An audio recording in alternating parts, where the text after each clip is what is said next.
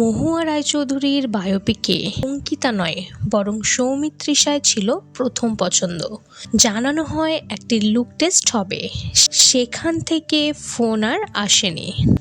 কেন হাতছাড়া হয়েছিল কাজটি জানালেন অভিনেত্রী। ছোট পর্দা থেকে বড় পর্দায় জার্নিটা খুব একটা সহজ ছিল না সৌমিত্রিষা কুণ্ডুর কাছে। বড় পর্দায় দেবের বিপরীতে কাজও করেছেন তিনি। এই সব কিছুর মাঝেও শোনা গিয়েছিল নায়িকার কাছে মহুয়া রায়চৌধুরীর বায়োপিক করার জন্য অফার এসেছিল, কিন্তু পরে প্রকাশ্যে আসে এই ছবির নায়িকা হিসেবে থাকছেন অঙ্কিতা মল্লিক। ঠিক কী কারণে সরে আসা এই ছবি থেকে, এই প্রসঙ্গে মুখ খোলেন অভিনেত্রী সৌমিত্রিষা।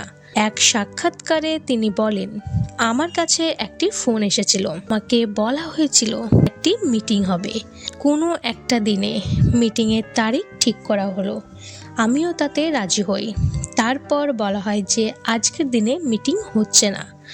তারপর জানানো হয় একটি লুক টেস্ট হবে। তারপর কাজটি নিয়ে আর কোনো কথাবার্তা এগোয়নি। আমি পরিচালককে বলি, প্রথমে আমাকে গল্পটা দিন, আমি পড়ব। কিন্তু পরিচালক বলে একটি লুক টেস্ট হবে আর সেখান থেকেই তোমাকে ফোন করা হবে।